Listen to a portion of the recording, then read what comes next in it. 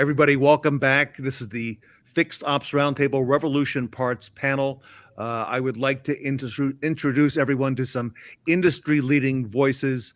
Many of you will be familiar with Jim Sabino from the All-American Ford Auto Group in New Jersey, Sean Kingery from the Kaiser Automotive Group in Madison, Wisconsin, our good friend Mark Mickens from ES3, well known in the industry. Mark, welcome. And of course, Michael King from Revolution Parts. Gentlemen, welcome to the panel. Thank you for being with us today. Thanks for having us. All right, so I would like to kind of frame what we're doing today is how to boost parts department sales without a ton of hassle. Okay, so Mike, let me come to you as our resident e-commerce expert. How have you seen dealers integrate selling parts online into the operations of the overall parts department? Bringing it into the parts room and adding it as another line of revenue is actually very simple. And I've seen a lot of dealers do it where they'll kind of crawl, walk, run. So they'll identify the need first and foremost, have the desire, and then identify a platform to work with. And then use the existing staff. You know, when you're first getting into e-com, there's no need to run out and hire people. You know, you've already got industry experts in your parts room. So you have the brains of the operation there already. You just need to give them another tool. So that's where the e-com and the Revolution platform comes into play. It's like putting another salesman on the road, a couple more trucks, and opening up the doors to countless new customers. Mark Mickens, you're no stranger to selling parts. I remember one of the early FixedOps Roundtables when Fred Beans called you out in the audience, and he said, "I know that man, okay? He's been my major competition for a long, long time." Mark, how do you see it? A lot like Michael. You know, we started, God, it seems like a long time ago, in e-commerce, and it really was just to get into another avenue, you know, an easier way of selling parts and having a presence on the internet. A lot of good things going on right now, especially in the work we're doing, you know, with Mercedes-Benz dealers, for example, with Revolution Parts on, you know, just creating a really solid online presence where people go to shop. Statistically, the online market has grown 59% in the last 7 years. Mostly, you know, DIY purchases growing that market. And, you know, I just think, you know, Revolution's a great platform to work with. It's simple. You know, we built out a long time ago in my store, we built out, you know, a storefront that made it really easy for somebody to buy parts and for us to ship them. Like Michael said, you know, one of the biggest positives to this is not having to add staff to do this.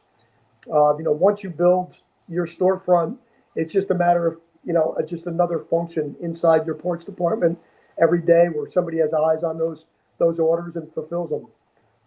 You know, and make sure that the parts get delivered, shipped and delivered. So I just think it's a fairly easy way for someone that really wants to grow their parts business to take a look at this and grow it. It's certainly a place where people go to shop right now.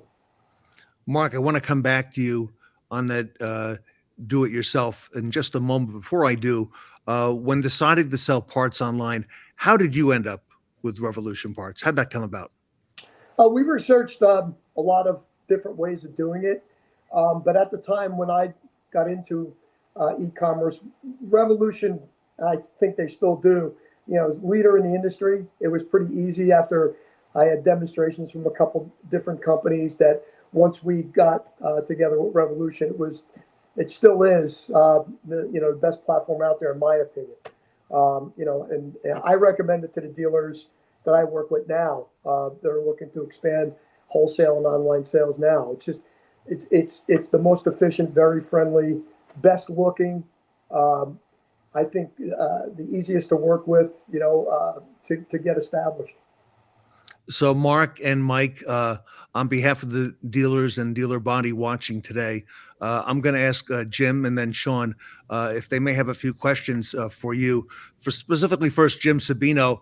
Jim, I've seen a lot of the work you're doing with accessories and doing that at the dealership group there. Congratulations, beautiful looking accessories and colors and the way you're promoting it online. Some questions you might have for Mark and Mike King. I do, and one of the biggest questions that come up a lot is who has a bigger advantage, or if there is an advantage to being a domestic or an import dealer, a BMW store versus a Honda store versus a Ford dealership. Is there an advantage to e-commerce and selling parts and accessories online? I can answer that. I mean, the less complexity, Jim, is the answer. Vehicles like Honda, Ford, Chrysler, do-it-yourself people are still going on for the most basic needs, oil filters, air filters, wipers, things of that nature. And the number one driver is price for a do-it-yourselfer. It's about 75% of the reason why somebody does it themselves is to save money on car maintenance. Remarkably enough, about 85% of those people will go to a manufacturer's website first before they go to an outside company. So dealers do have an advantage, especially, I don't want to say low complexity, but less complex vehicles, non-import, luxury brand. Luxury brand, we struggle a little bit because of the complexities of actually working on the car yourself. But things that are easier to work on, yeah, they'll hit a manufacturer's site first. But the number one reason is to save money. So interesting. Okay. Mike? Yeah. Mike, your thoughts? I tend to think that there is no real distinct advantage or disadvantage. I think the key to success is attention and the willingness to succeed. We have small dealers that are single import brand that do hundreds of thousands of dollars a month. And then we've got small American dealers that do the same. It really is, do you want to be in the space? Do you believe that this can drive revenue for your dealership? And do you want to succeed? And if you have that drive to succeed, then the business is out there. I mean, my God, the pace that it's growing, there's plenty of business for everybody that wants to be in this space. So import, American, luxury, economy, I think there's a buyer out there for everybody. Okay. And Mark, if I can come back to you, the front counter of the parts department, traditionally being the front door, I see that evolving now with a lot of things happening online, that the front counter is now on the web, 24/7, 365. Yeah, it's busy. I mean, and it's also a pickup point. You don't have to ship everything you sell online. People will come and pick it up from you also. So, if you sell in your local area, that's a fact. Interesting. Sean, a question you might have. Yeah, I do have a question, Tim. I'm going to feed off of actually what you just said. And first of all, I want to say we've come a long way in the roundtables where parts has really got an audience, because as Tony and I always say, if you don't have parts, you can't fix cars, okay? But guys, let's be honest. Parts guys, the vault we all forget about, and the people that are stuck back in the cave that we don't pay enough attention to, they're pretty set in their ways. The back parts counter guys are the back parts counter guys, and the front counter guys are the front counter guys, and they're kind of fixated on their own catalogs, and that's what they know. This is outside the box for them. And so this goes for Mark and Mike, either one. How do you train them, or how do you get them to step out of their comfort zone from the catalog they know, whether it's Snap-on or whatever OEM that they're with, and get on the e-commerce side where, let's be honest, this is definitely not something that they're used to. And then we can talk about pay and how do you incentivize them. So I'll do a double-fold question. How do you get them out of their comfort zone, and then how do you incentivize them to do it? Well, counter guys, you're right. Counter guys are a unique breed of people. And I spent a lot of years as being a counter guy, so I guess I feel comfortable saying that. You don't need a 30-year veteran who is just hardwired to do nothing but wholesale to do online sales. It's actually a quite easy process to bring somebody in. I always look for people with great people skills. Find the people skills first, because that's really a big component of success in online retailing. And then teach them the parts business. And once you see some seasoned veterans looking over their shoulder and seeing what we would call a newbie to the business being successful and moving some iron, then they'll kind of take a different look at it, say maybe this isn't so bad after all. One of my most successful customer service advocates when I was running the e-com store had no parts experience whatsoever. She was a receptionist at a country club when we found her. And she turned out to be my absolute most successful person as far as sales. She would do $2 or $3 million a year in sales all by herself. And as far as compensation, I try to look at if you've got a parts person who's also now going to start, handling e-com, make the e-com success part of the compensation, whether it be growth,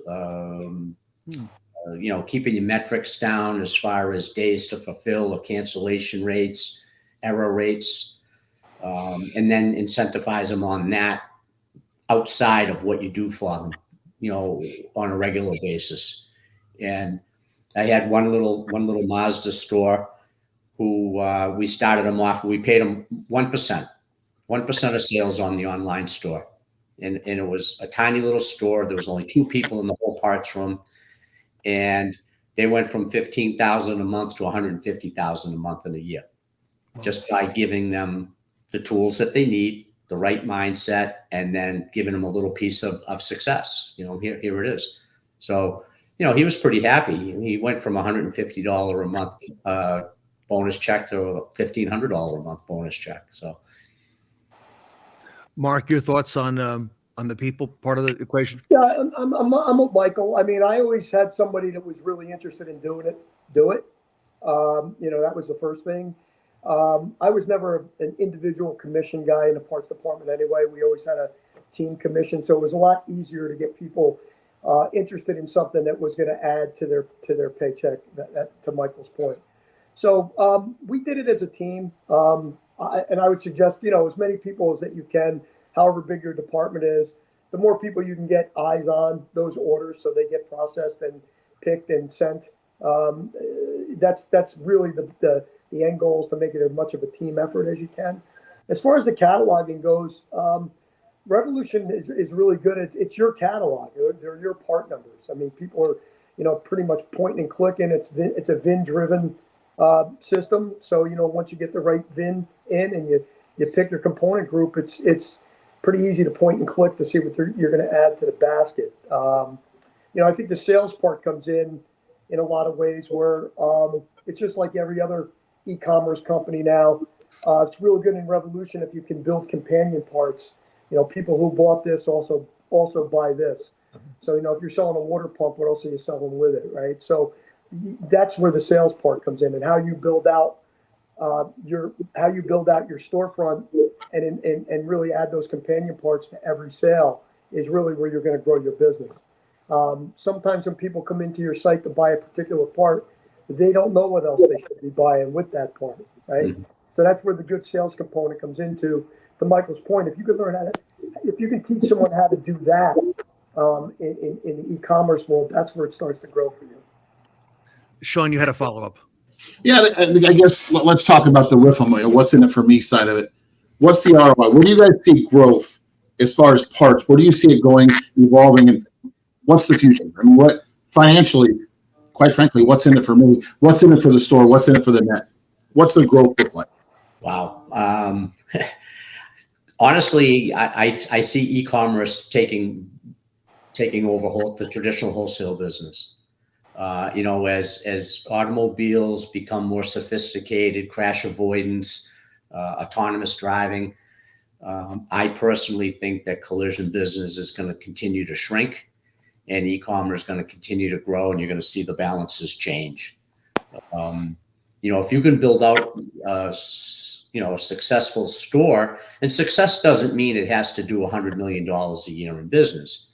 A small dealership that realizes a little bit of growth, and like I said, that I alluded to, that Mazda dealership, they did $1.2 million in business online last year, and that exceeded their local retail and wholesale combined. So I think there's a lot in it for a dealer who wants to go out and grab the brass ring and just go after it. No doubt. I mean, if you have an outside parts salesman on the road right now, why aren't you going out and showing them your storefront and saying, when you need something, click on here, order the parts, and we'll deliver them. It doesn't have to be shipped. That's what's the biggest hang up when somebody calls your store to try to order a wholesale part, right? They get put on hold, or they get bounced between people, or maybe somebody doesn't even answer the phone, right? If your storefront's up, you have the VIN, you can pick out any part you want, put it in your basket, we'll deliver it for you. I think that's where the growth piece is. And to Michael's point, I think it is going to take over at some point for wholesale, because the independent installer gets comfortable with ordering parts from you that way. They're going to order parts from you that way. We think of things in the dealership terms of the business. There's companies out there that are nameable that you don't pick up the phone and call there ever. You order it online and it gets delivered to you. Some of our biggest competitors in the luxury brand space, that's how you order parts from them, and that's how the parts arrive to you. So I don't think that we're reinventing anything here. I think we need to get with it to stay in front of it, actually. So, Jim, you and I were talking recently, and you told me this spurred some thought and activity in terms of going online. Some of the things that you're doing now, some of the initiatives you have. Talk to us about where you stand at All American. And again, I refer back to all the work you're doing with the accessories, and how might all this fit in? Yeah, this is a great opportunity to increase your sales. And basically the technology has improved so much, it makes it very easy and convenient for the end buyer to order on a 24/7 format. You don't have to be open. At 7:00 at night, somebody can hit your store, your website, and purchase a part online. And the next morning, the next day, you have to fulfill it, right? So the payment's done, the ordering's done, and to Mark touched on it a few times, a lot of these parts are all VIN specific. So you have the VIN, and the computer and the technology does the work for you. So it's, Michael touched on before, you don't need a highly technical people or a very parts counter person experience. He talked about one of his best people ended up being from a country club, a lady from a country club. It was just a great story. I love those stories. So the technology does a lot of the work for us. The convenience for the buyer to 24/7 to purchase a part at their convenience at any time, and then we in turn fulfill and ship the part.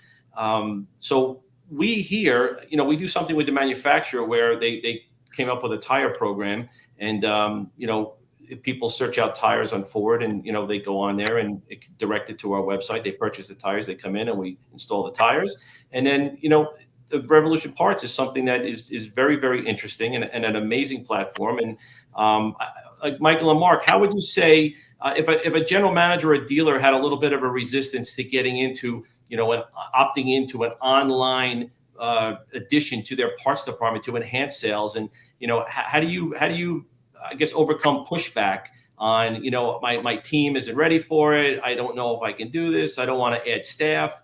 I mean, I'm sure there's a lot of questions for the people that really don't truly understand how this works. And it really is, it's a pretty simple process how it does work, but it's the will to get it done, right? The team effort to say, hey, we're in this and we're going to succeed. So how do you overcome pushback? I'll hit the main one. I mean, most dealer principals like me were I was consumed with receivables on the street. When I was in, at the heyday, Jim, how much I sold in parts each month. The money you have on the street in receivables will keep you up at night, literally. It's scary. The one thing I loved about the online parts business is, you put it in the basket and you pay for it before I send it, right? Yeah. So yeah. I think that's a really good reason. Even if you're not fully deep in committed to the wholesale parts business at this point. If you wanted to get into it, paying for the part before it gets delivered, there's no reason not to have that method nowadays, right? Credit card on file, whatever you want to do. But a lot of independent installers, the good ones that want to buy parts from you, have no problem paying as they go. Everybody uses credit cards now. They collect points. They do everything like that. So it really is more about delivering the parts on time, getting the right part at the right time, and being able to point, click, and go on to the next job. So I think the biggest thing is that efficiency, payment, less receivables, all those things that come along with an online presence and an online payment solution. I think those are the two biggest sellers if you were trying to convince a dealer principal of getting into the wholesale business at this point. And Mark, if I can add one more component, is the shipping component that Correct. Revolution Parts provides. I don't know if you want to speak to that, but I thought that's very, very unique that they have that. Yeah, I mean, it is. I mean, if you can work out the right shipping terms with companies that are out there, because there's plenty of them. Trust me, I dealt with them. That there's profitable money to be made on the shipping terms, right? I think when you watch those commercials on TV, you buy 3 of these for $19.99, just pay the shipping.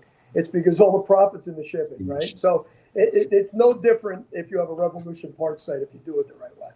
Yeah, shipping is actually as profitable, if not more, than the part itself.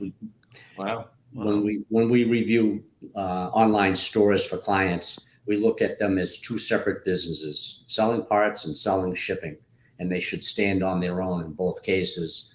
And the money to be made in shipping is staggering, and still offer a very competitive rate. I mean, more so than a lot of people will see. But when you start to see volume at your store, and you're making, a couple of bucks on every package, but now you're shipping 300 packages a day, then all of a sudden you're talking real money. Right. And the other part of that is that you do have to be a little bit more competitive online. Mm-hmm. For the open public, your store can also be set up with a customer number for your wholesale customer to go in there and have his terms already built into the system. Yep. So, if you're my wholesale customer, Jim, and you call me, your terms are already built into my system with a customer number.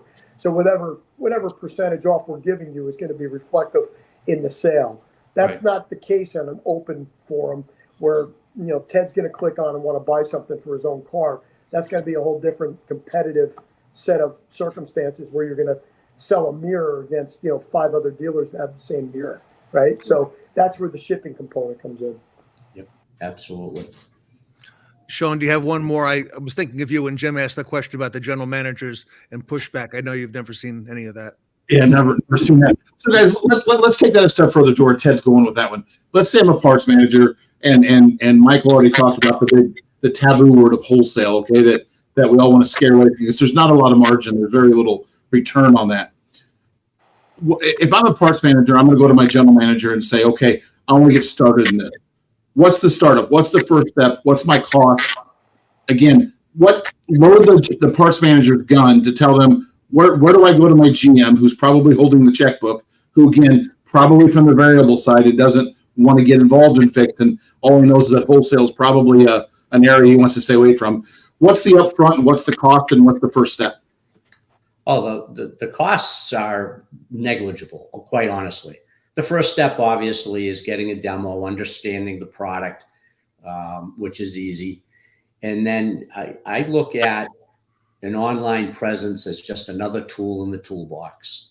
A dealer running a successful service lane has no problem leasing a new $100,000 front-end machine because he knows it's going to return a profit. Well, the online platform is the exact same thing. It's a tool. If you use the tool to its capacity, which I haven't found the outer limits of it yet. I keep trying, but it's amazing what the tool will do. Then it's going to return profits. And if it's not used, then it won't. It's no different than watching the front-end machine with no vehicle on it. And the costs, I mean, quite literally, a starter plan for an entry-level dealer is, I don't know, $600 or $700 a month. And all of the things that really make you successful online are sweat equity, capturing photos, enhancing descriptions, giving great customer service.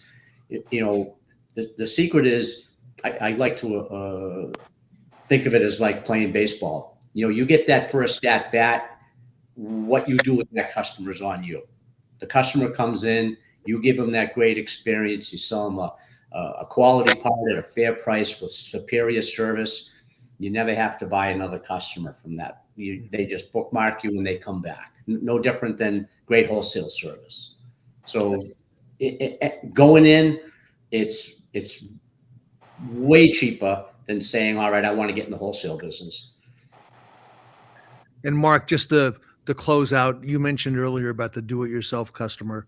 That's a whole big market that you're opening yourself up to now by going online. If you want to just speak to that, because I thought and I just think the more of an online presence you have as a dealer or a manufacturer to that, the better chance you're going to have to sell. Again, the recent survey that we're working with now is in 2024, and 85% of the DIYs will hit a manufacturer's website first before they buy.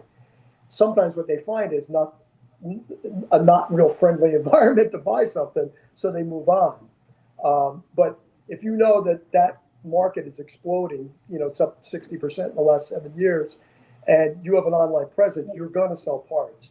If you don't have an online presence, with ease of click and pay and ship, you won't, right? And I just want to expand on what Michael just said to Sean. Sean, also the biggest thing you want to tell them, every general manager and dealer principal understands increasing efficiency. This is a really good way of adding efficiency and expanding your bandwidth on what you're going to sell without adding people, right? Every dealer principal and general manager is weary of the personnel expense every time you want to get into something new and different. Well, I would dare to say you don't have to add a personnel expense to this. You can, this can definitely be meted out over your current staff, and it's efficient and it'll make you money. Yeah, it piggybacks on everything that you're already paying for. The building, the heat, the lights, the insurance, it's all there. Let's just add another revenue stream and take advantage of that infrastructure. All it is. Yep. I want to thank the panel for everything today. These industry-leading voices. Mark Mickens, thank you so much from ES3. Mark, great information, great input. Thank you. Jim Sabino from All American Ford. Thank you. In New Jersey as well. We got the New Jersey thing going here with the three of us. Sean Kingery in Madison, Wisconsin at Kaiser Automotive Group. Thank you. And of course, Mike King at Revolution Parts. Everybody, for more information, you can reach out to revolutionparts.com online, as well as Mike King, revolutionparts.com. The A-list panel, everybody, here with us today.